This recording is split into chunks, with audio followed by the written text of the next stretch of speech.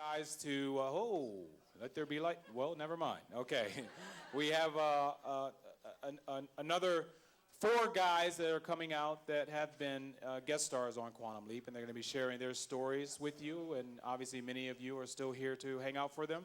So, without any further ado, let's please bring to the stage Joe Napolitano. Yeah, got it. All right. Rich Whiteside, Mike Demerit, and Chris Rubenthal, guest stars on Quantum Leap.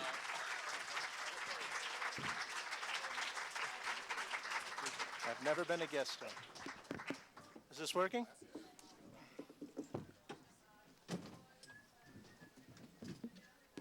Actually, there we we on? Yeah, you just got to get close. For the record, we have never been guest stars on Quantum Leap. There you go. Yes. All right.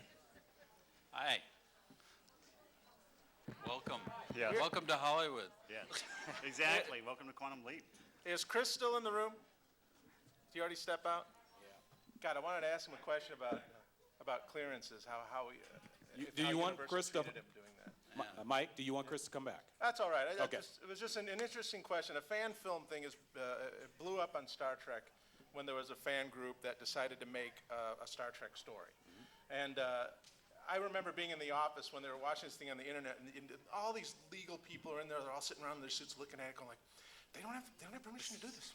I don't know how they can do this. And it was like they were looking for a way to shut it down. But eventually, they came to what we call the Lucas mindset, where Lucas tried to shut them down, and it didn't last. And Lucas eventually decided, you know what?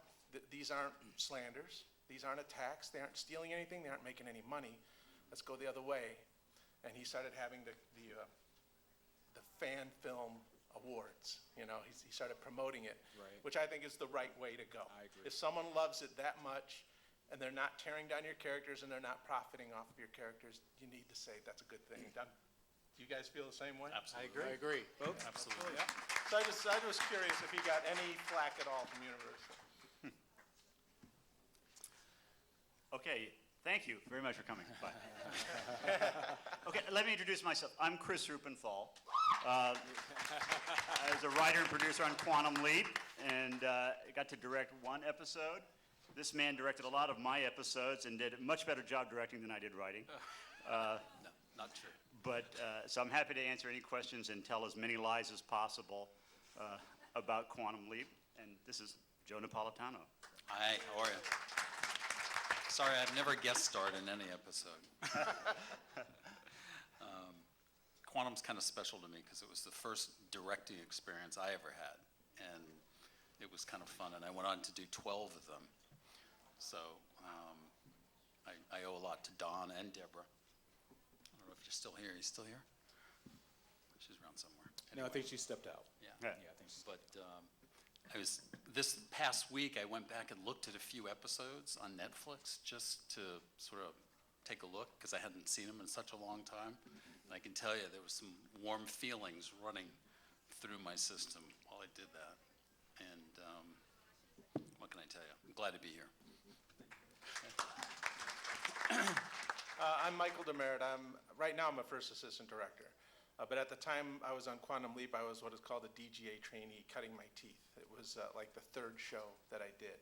And I learned a lot about how a show is done right, because I had been on a lot of shows that had been done, say, not wrong, but poorly.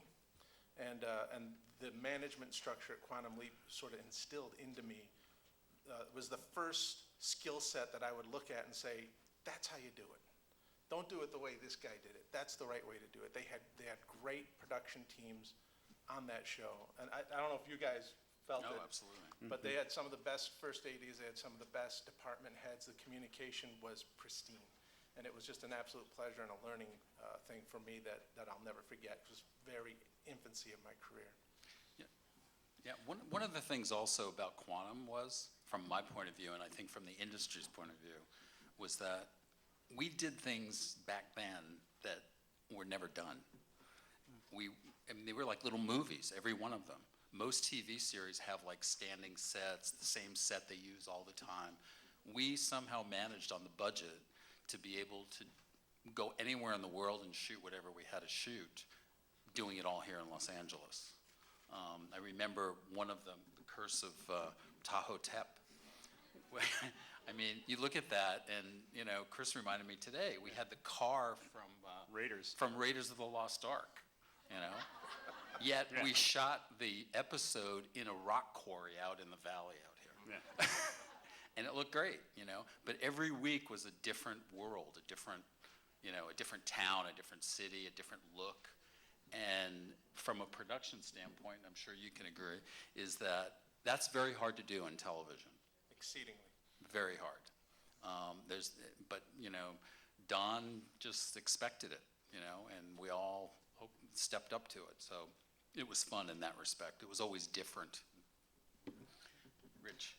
I'm Rich Whiteside. Did a couple of small guest spots on. I was Doc in the Vietnam episode and Shadow in Leap for Lisa, and I was also tech advisor on those shows and helped Don on creating some of those characters. In fact, Don ended up writing Leap for Lisa because we had lunch and he was going to do something totally different. He had intended on having Al. Sam leap into Al when Al was an astronaut getting ready to go off on a shuttle mission that got shut down, and he went in town and screwed up somebody's life and didn't know about it. So Sam was going to go back and correct that. And so I was talking to him, and having grown up in a Navy family and knowing how difficult it is to make admiral, I said, well, Sam not being a military person, what if he screwed up Al's career so that Al disappeared, and there was somebody like 180 degrees from Al, real formal, real British, and then Sam had to figure out what he was there to do, save that person's life, and get Al's career back on track. And so he went back and totally threw out his idea and came up with Leap for Lisa, which is, I think, still one of the top 5 fan-picked episodes. He did a great job. So I'm glad to be here. Did you work with the Diamond? Did you consult on the actual? Not on stunts. Okay. Yeah, Diamond Farnsworth, the stunt director, did amazing stuff. I worked with Don on the Vietnam episode, giving him I was used to be in the Navy SEAL teams. Right. So I helped him out to get a sense of what were the SEALs like in Vietnam. And other than making us have short hair, because a lot of the guys in Vietnam actually got to grow their hair long, hey, he had it pretty good. And when I went back to reunion, I got lots of accolades from the team members. I thought for sure were going to crucify me, but he captured the free, independent spirit of the teams. And I worked with all the actors and picked out every stitch of clothing that they worked. So you were talking about the creative process on this show. One of the things I think made it different was that the sum of all the creative parts was better than the individual sums. That is that they allowed artists to bring other avenues in, and then they amplified it. It was totally amazing. So I had free access to talk to all the department heads. They didn't have to listen to me, but they did, and we ended up with what we got. See, that to me is one of the things I remember really fondly about the Quantum Leap experience, was that there was a communication. There weren't these firewalls of, you know, why is this script talking to me? You know, everybody was open. Of course, the director was still at the top of the pyramid, but I found that most of the few directors I worked with, they would listen. They may reject your idea, but they would hear it. Yeah. And that's a rarity in our business to get that many in a row. Yeah, I think observing from the writer-producer side, the interesting thing was usually you have to, and I've worked on a lot of other shows, oftentimes you have to push really hard to get what you want. And in Quantum Leap, it's almost you had to pull them back because they'd always be doing more than you asked them for. One thing I really remember, and I thought they were joking until I found it was true, but when we did Tahoe Tep, it had these dried flowers in it, you know, from Nile, papyrus, things like that. And the prop guy comes running in and he goes, okay, I've got them. And they were like airlifted in from Egypt, you know? Dry, and I was like, what? I thought you like went down to, you know, Home Depot or something. No, I mean, they were like really serious about this stuff. And they wanted to be as authentic as possible, and they really went over the top. And in the first year, when I was there, Scott, who couldn't have been the nicer guy to work with, he was like moving sandbags, and you would have to say like, Scott, go to the trailer, you know, don't pick up the sandbags, okay? We'll move the light stands and the flags, okay? But he was just so eager, and everybody was so positive about it, and they took so much pride in what they did. And it was one of the first sets I'd ever been on where people said, and I don't know where it started because it was there before I was there, but they always said like, yes, sir, no, sir. If you just said like, give me a half apple box like this, they would go, 1 half apple coming up, sir. It was like being on a submarine, you know? It was like, you know, but It's a great respect. yeah, and the weirdest thing about it was this, and I didn't, it took me a while to analyze this and figure it out, which was, they did that all the time starting in the morning, okay? But when you're on day 5 and you're over time and it's 2 in the morning, people normally tend to get curt and snappy, okay? But they didn't really on Quantum Leap because they had like this yes sir, no sir thing, and that somehow cut the tension and made everybody feel like, okay, we're in on this together. So I really didn't see a lot of this disharmony, and like never, basically. Right. And they just ran sets like that. you There's know? a core reason for that in my philosophy, having worked on shows of questionable merit a few times. If the crew gets the impression that they're making garbage, they will soon take the very attitude you're talking about. And that same crew put on a show where they feel like that's something I want my kids and their kids to see and say, I worked on that. The whole attitude lifts up. That's generally true. I don't care what the type of show it is. If you feel you're making something that is good, it really lifts up the spirits of the crew. And that's something Quantum Leap never had to worry about. The quality of the writing was outstanding. But it was from the top to the bottom and from the bottom to the top. That's, I think, that's more than you get on most shows, you know? I mean, even if you were like, you know, 2, 3 in the morning, and it's like, you know, you gotta finish, hurry up. Production manager's banging his Yeah, you know, and the clock is ticking and everybody's making more money than they should, but, especially in those days. Oh, yeah. but, you know, anybody would turn to you and go, no, we gotta do it right. It didn't matter. Yeah. You know, it didn't matter, you know, and Don had some broad shoulders, I think. Yeah, I Because think he would get the brunt of it. He'd get Yeah. the phone call from upstairs saying, what are you doing? We You used to know? call it the Black Tower phone The call. tower, that's what it was. Yeah. I mean, here's a funny example. When I was directing my episode Southern Comforts, there went a cost-cutting craze momentarily through Universal from the Black Tower, sort of insanity, where you could do no more than 2 takes from any camera angle. And not only that, but you couldn't move the camera 6 inches and say, I've got a new camera angle, I'm gonna take more takes. And they were serious about this, okay? So, you just don't, it doesn't work that way, okay, in real life, okay? Unless you're making Matlock, it doesn't So, work that way. so to protect that, we were shooting, and they said people are coming down from the tower. Calls are coming from the tower to say how many takes, and they want to know, and they're, you know, like this, and I'm shooting like that. And then somebody had the inspiration, I don't know, it might have been Michael Watkins, who was the director of photography, and he said, put us on bells. And for those of you who don't know, bells is when you're about to start filming, the little sound guy pushes a button, and you actually hear a bell go, bring, bring, bring, bring, and red lights start flashing outside the studio doors, and so nobody comes in or out the doors, okay, because they don't want to interrupt the tape. Well, we just didn't go off bells. So we're on bells for about, and it cuts off all telephones, so no telephones can ring in on the stage. So we just Internal stayed on bells siege. for like hours, yeah. And it was just genius, you know, and we just shot what we had to shoot because everybody wanted to do the episode right.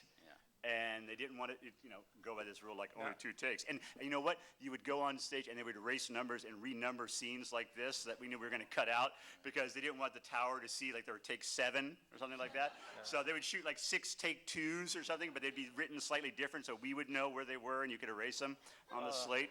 Poor editors. So they stopped that policy after a while. But for a little while, there was insanity on Universal. It was, you know, You know, now they wouldn't let you get away with it because everybody texts. right. Yeah. Back then, literally, you hit that switch, you're cut off from the world. I saw grips on, you know, on the phone talking to someone, and that switch comes on, and boom, your phone's hung up. You're done. You're not going to get to talk till the red light goes off.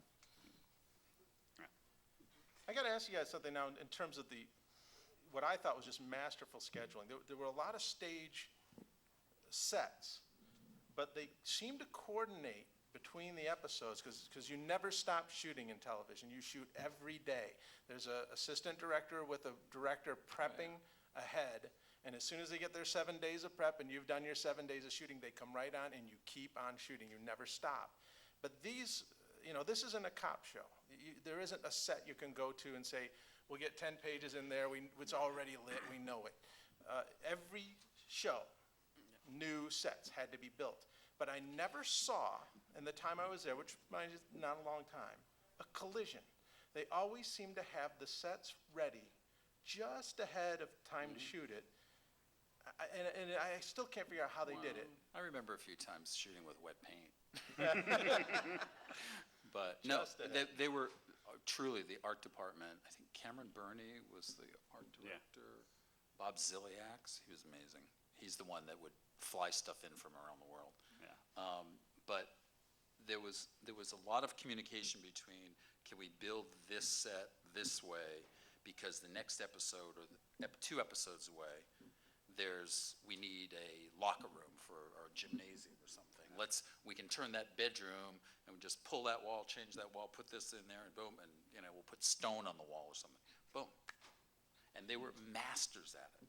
They were masters. You knew 2 episodes down, that doesn't happen on TV anymore. Know what you're going to shoot 2 Oh, episodes yeah, down the yeah, line? yeah. Well, you knew, you kind of knew, yeah. Yeah. That's Yeah, the brilliant. scripts, well, because there was how many writers? There's 7 or 8, 7 or 8 depending on writers.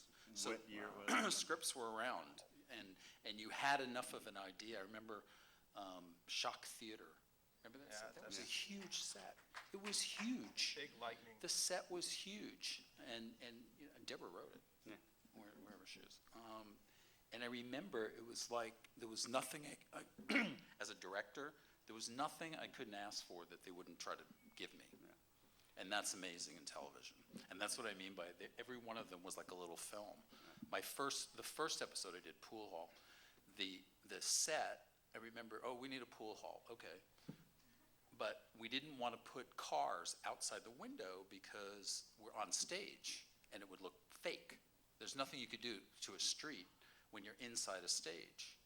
So I came up with the idea of putting the set like a downstairs pool hall. And I said, well, it would be really cool because it's Chicago. We'll have ceiling fans. Oh, yeah. Bob Ziliak comes with ceiling fans that are belted. Remember that? Right, yeah. There was like 20 ceiling fans in the set. It was a huge set, but they were run by a belt. So I don't know how they did it. I honestly don't know how they did it. The second thing was, I kept saying, well, okay, so the steps go up to the street. So we're like in a basement, right? It'd be really cool is if you saw there was an alley scene, I remember. There was a small alley scene. And I said, what if we put like a big, like a steel girder, like there's a subway outside, like there's an L train. And during the episode, at certain dramatic points, we can do stuff like flat, a train goes by. So we have the sound of the subway or the sound of the train. We weren't on location. It was all fabricated.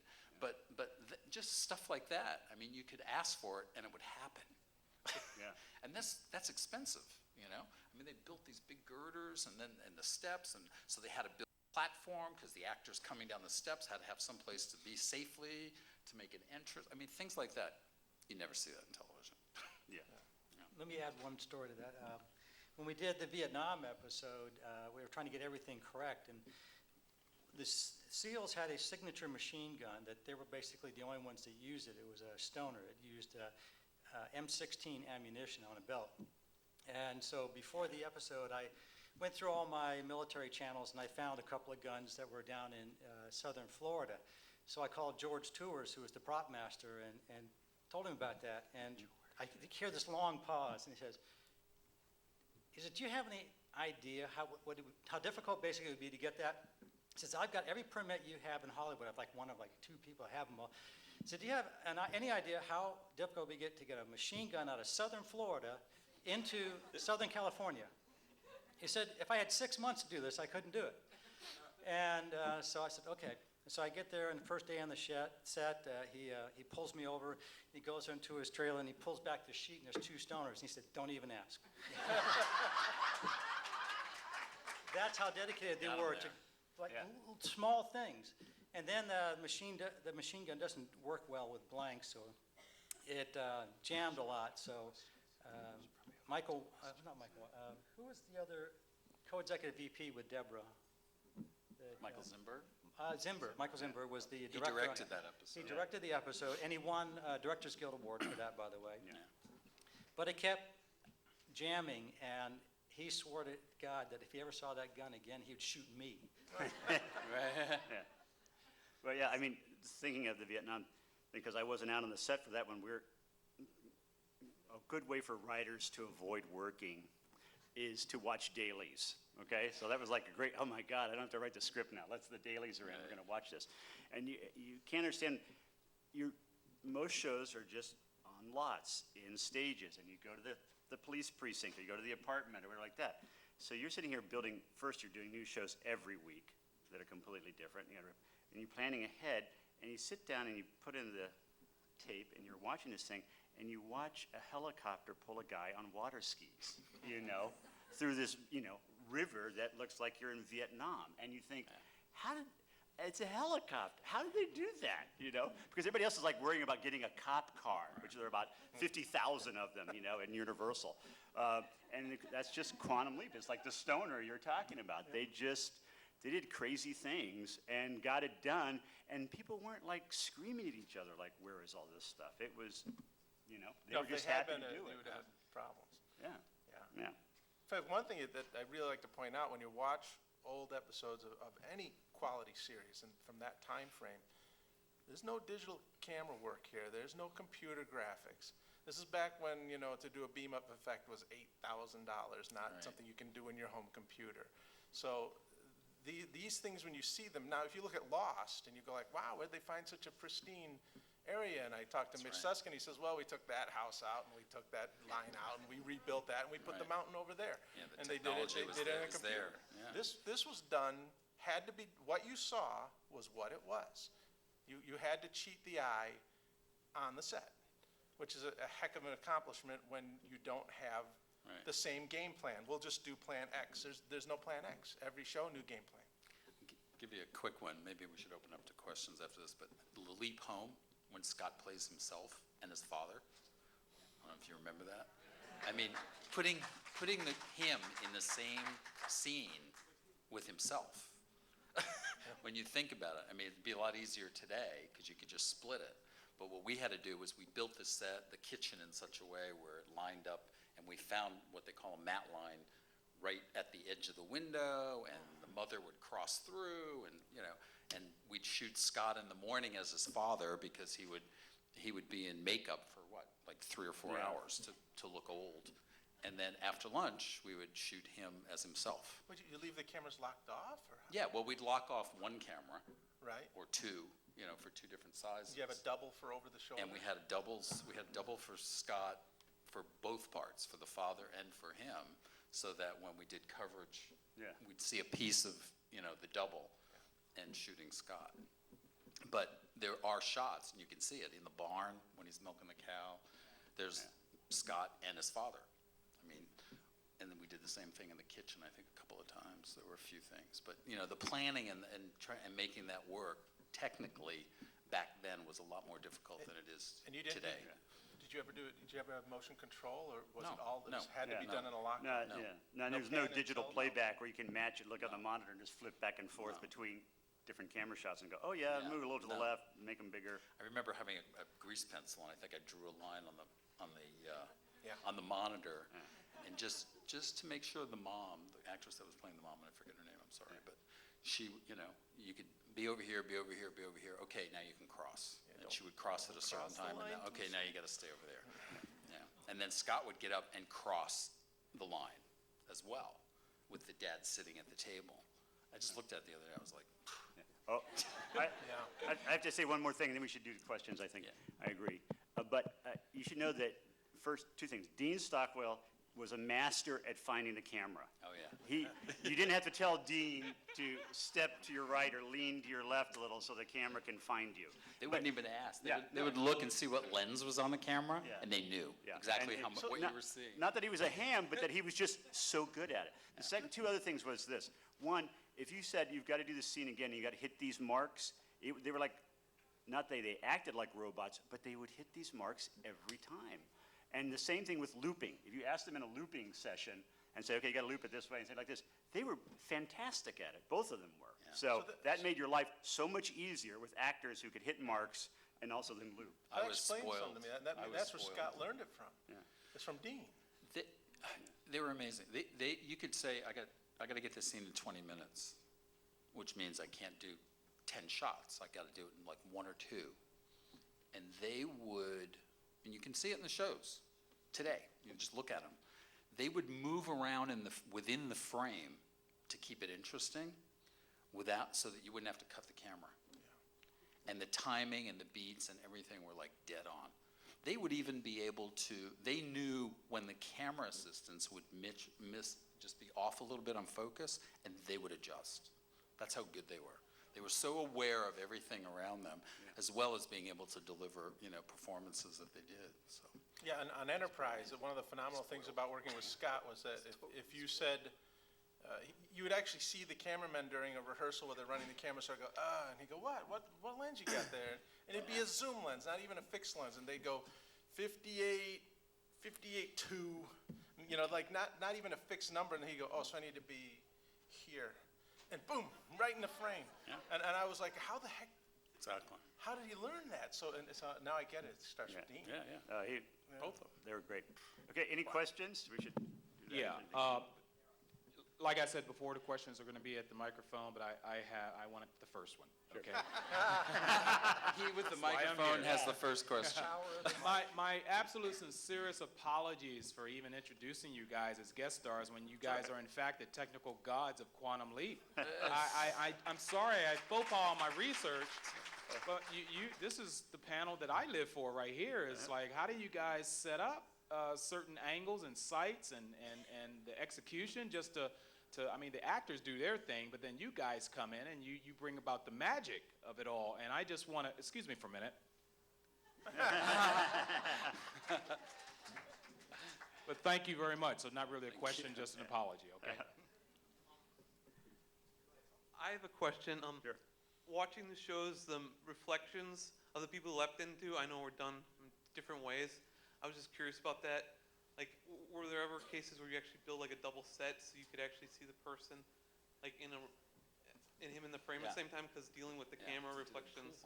Yeah, a lot of times they built double sets, so they had to be a mirror image set on Right. whatever side they're doing. Other times they would cheat it where, like when I did a cameo in Boogeyman,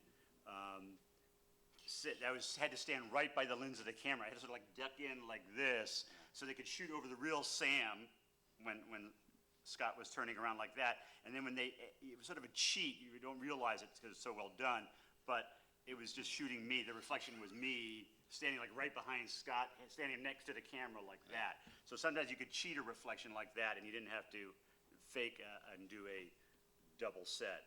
And Watkins was really good at that. Yeah, he was very good, very helpful with that. But that was always the fun challenge too of the show, is how to get Yeah. more interesting. I mean, Don would challenge you, how to get a more interesting mirror shot, Yeah, and a shock to theater. reveal. A shock theater. I remember I was out, just DGA training is outside getting base camp going all the time. Very rarely you get to the set. And when you do, you're hungry. You move right up to the camera, see what the heck's going on, because that's what you get to do the least of.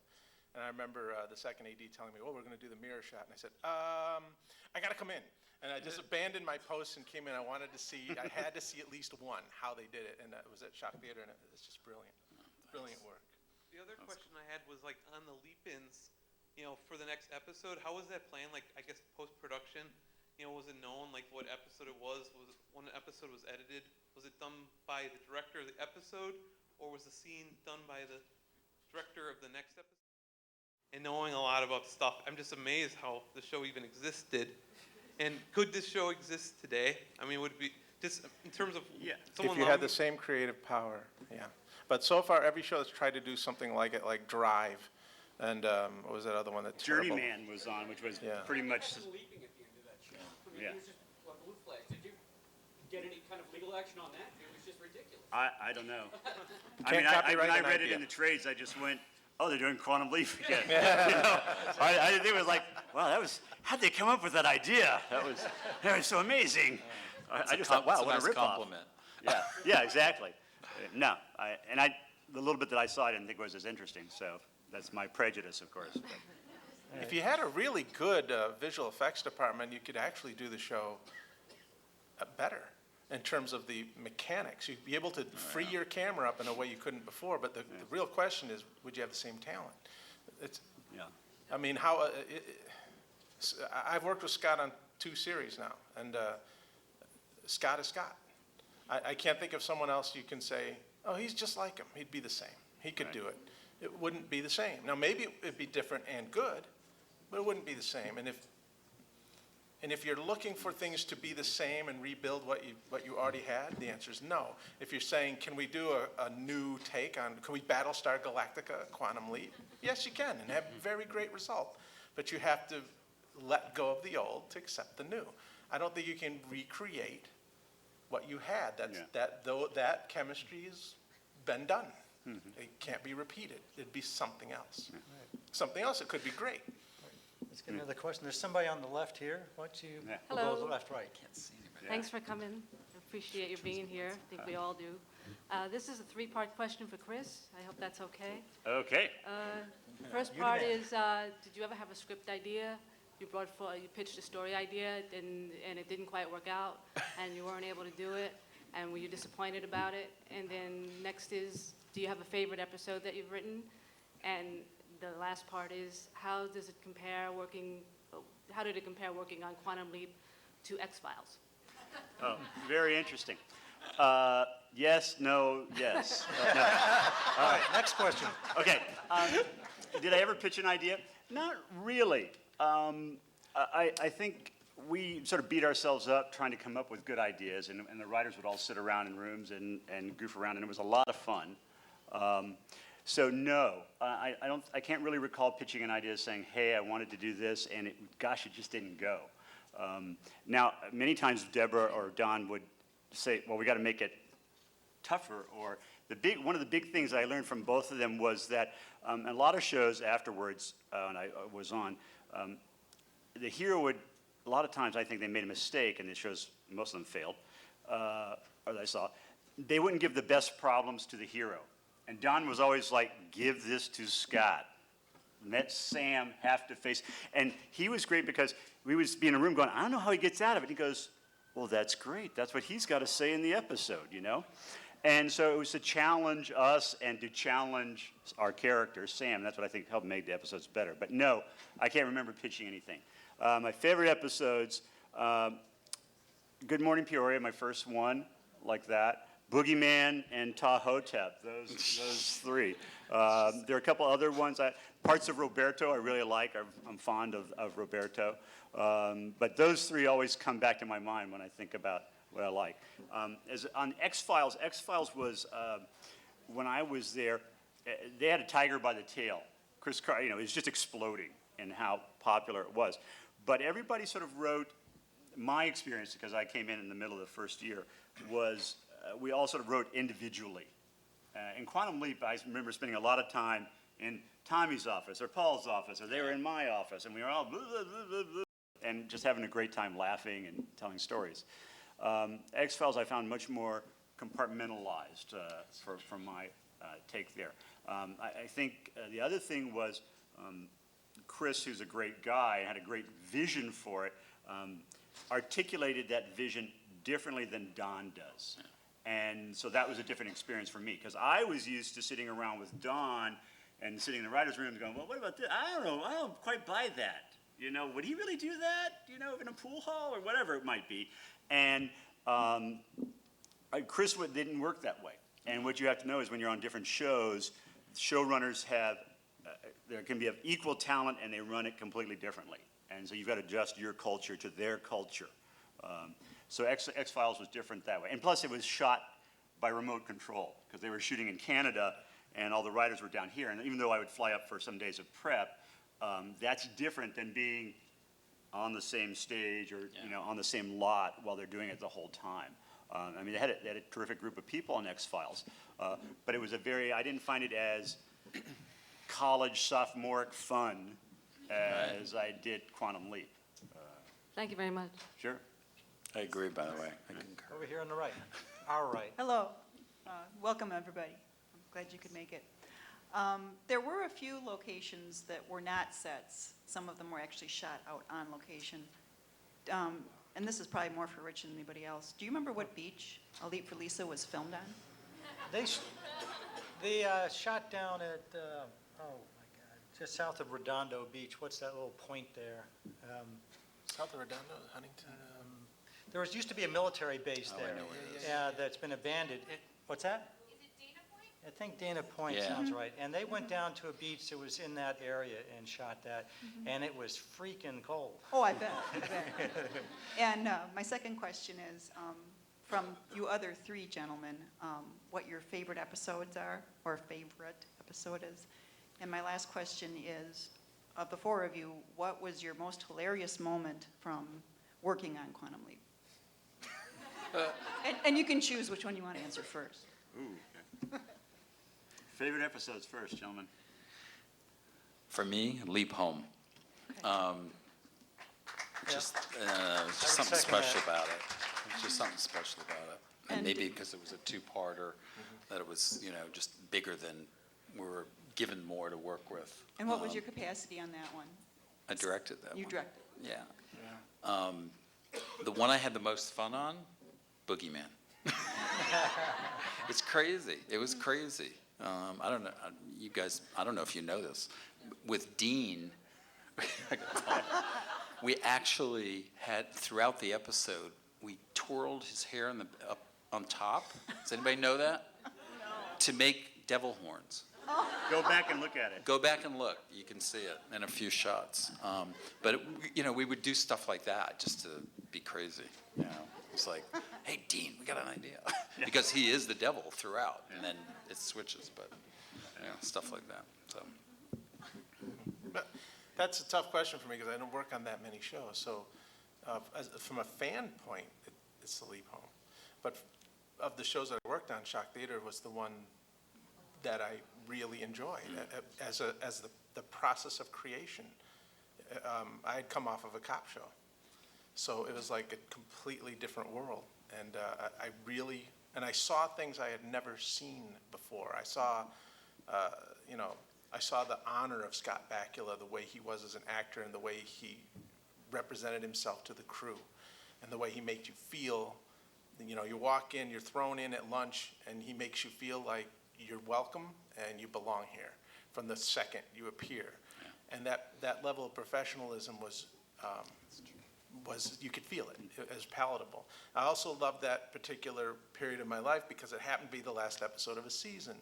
And there was this great place called Fung Lum's that served these great Chinese food.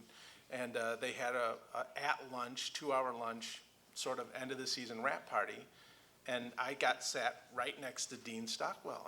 And the stories he told there, I still remember them. I won't share all of them because there's some language in them. But, but he's... What, Dean, language? It's a different show. But so it's a different experience of saying what I worked on and what I liked. Also, Quantum Leap was the first show when I was a trainee that I was put on that I watched. So it was an odd experience because I was transitioning. I think I still consider myself a child at this point. I'm transferring into adulthood, even though I'm already married, and to be on a show that you think of in your memories as, man, when I was a kid, I loved watching Quantum Leap, and to think, oh, wait a minute, I worked on that. So that is sort of the drawing line for me when I stopped thinking of myself as a kid. So that's another reason why Shock Theater is high in my value set. I can't, it has a lot of positive memories. thanks. You wanted the funniest? I'll give you one little anecdote. Funniest and favorite. Well, my favorite episode is the Leap Home, both parts. I thought it was just magnificently written, performed. It just really stands out. But well, I didn't think it was funny at the time. The funniest, if I think back, it is. I had done some, theater like in Annapolis and in New Jersey where I was from, and because of my background, I got to meet Don, and that created the Vietnam episode, and then he actually cast me and let me come out and audition for 3 of the guest spots, and I got the doc. So I'd never been on film before, and my first scene is with Dean Stockwell and Scott, and talk about a little bit of pressure. And it's the first thing they shot was with me, and it was when the reporter dies, and they're all together, and my first line is, basically, she's dead. And so we're going through this whole scene, and I know my line's coming up, and so I go, she's dead, and Dean goes, let her die first. So I just, I sat back, got all blushed, and sucked in a lot of wind, and I think I got it right the 3rd time, something like that. The beauty of film, you get 3 tries, right? Yes. I think 3 funny things stand out. One is, it was sort of a very family affair, Quantum Leap was, and how everybody liked each other. And Dean had a birthday, and to surprise him, they brought him onto a stage. Oh, Dean, we got to come over here. Don's got to talk to you, whatever, like this. And everybody was like, oh, what? It's during lunch. So it's like, wow, this is really, he's like upset. Like, this is like normally doesn't happen. So if Don wants you on the set, whatever. He's on the stage over here, blah, blah, blah. So he goes over there, and he walks in, and it's the dark stage, and then the lights go on, surprise. And there's his car, which they have moved from the parking space where he has. So they've gotten his keys moved, and it's filled with golf balls because he loved to play golf, and they had literally filled it with golf balls like that. And it was happy birthday for him. So when he opened the door, there's this thing cascaded out golf balls. I mean, thousands, across the stage. That was pretty funny. On the set, the most fun I ever had was on Boogeyman. That was a crazy set that Joe and I did. And we were talking about it when we were waiting to come up here, because at one point, it was like 2 in the morning, okay? And you've been shooting since much earlier, okay? And we're like strapping a goat on a merry-go-round to shoot a scene where the goat is spinning and it's going to turn into Al, okay? Because he's the devil and the goat like that. And I remember Joe and I sitting there going like, can you believe this? We're like, They're paying us to do this. yeah, we're like spinning a goat, So The goat is like his eyes. yeah, so that was perhaps the most fun because it was just, we were like kids, And I didn't even know, I haven't watched it closely, but also when we did Tahotep, the funniest thing was I had one of the set painters. I mean, this is not the designer or anything like that. Set painters come in. These are like the unknown heroes, the guys that put all this stuff together in like 30 seconds, and it looks like it's been there for thousands of years. So we're inside the tomb like this, and then all the friezes or the murals of the Egyptian gods like that. And then if you look around and look up top like this, maybe if you could blow it up now digitally, but they're like, Egyptian pharaohs like smoking, And they just love putting in little things like that, and the set that you would normally never read. But it also helped keep us alive like that. Right. I remember, I got to tell this. I remember we were on the leap home, we were trying to shoot in a cornfield because it's supposed to take place in the Midwest and corn. It was very important to Don because he came from there, and half the characters were his friends. The names were his friends' names. Yeah. And we go out, where was it? Somewhere out in the valley here, and there was corn, but it was green. And Don goes, it can't be green. This time of year, it's dead. It's Thanksgiving. So we had to kill. We had to get rid of it. I mean, we had to do something, right? We can't kill it. We can't put weed poison in it. We don't have the time, right? I mean, it was already finished, harvesting, but it was still green. Thank you. They painted it. They painted it. The art department, I don't know how, there was an army of people with like Hudson sprayers, the sprayers. They painted all the corn brown so that it would be dead. That was Quantum Leap. Nothing, you do whatever you got to do. And here's another war story. Like, Okay, we do one strobe over the line, and I understand that the star of that, Marjorie Monahan, is going to be here, I think, on Sunday. So it has a lion in it. They're live animals, okay? So animal trainers and stuff like this are, not, they don't like live like in Brentwood or right here, okay? They have to have a lot of space. So we got to this guy's place like in Thousand Oaks or Woodland Hill, way in the West Valley like that. And this guy has a private, basically, zoo. It's still there, by Okay? the way. And tigers, lions, this and that, like that they're trained, cheetahs, all this type of stuff, crazy. So you go into this big cage, and he's there, and he's got a little leather pouch, and he's feeding this lion. He goes, come, you can pet the lion. It's a big male lion. It's like the type you see in the circus with a huge, and you get, okay, you don't want to be like a wimp. I would use a more vulgar term, but you're with all these guys like that, and you pet the lion. That's great. It's cool, and it's really actually pretty cool. And actually, their mane is waxy. It feels very waxy. So he goes, well, let me show you this. So we walk out dirt road like this, and he takes the line. He's got these hand commands and voice commands. He can do it. And you're saying, you're on a location scout. You're like 6 guys in a van. You've been driving for an hour. You're thinking, like, when are we going to have lunch? Okay?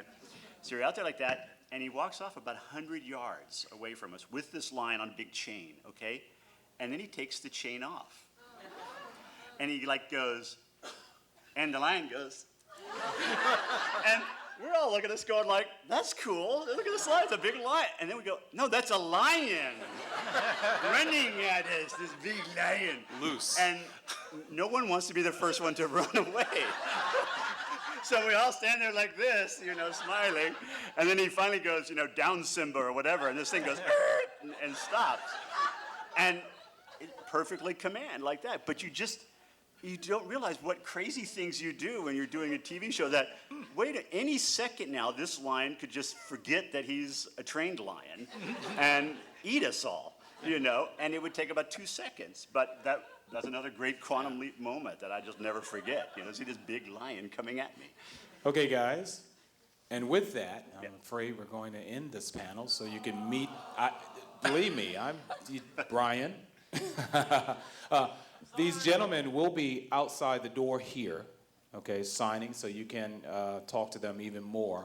But I am heartfelt that you are here. You have some incredible stories, and I'm sure you have 100,000 more that I'll be glad to come over to your house any day. You can tell them to me personally, But I'd like to give a nice round of applause for Joe, Chris,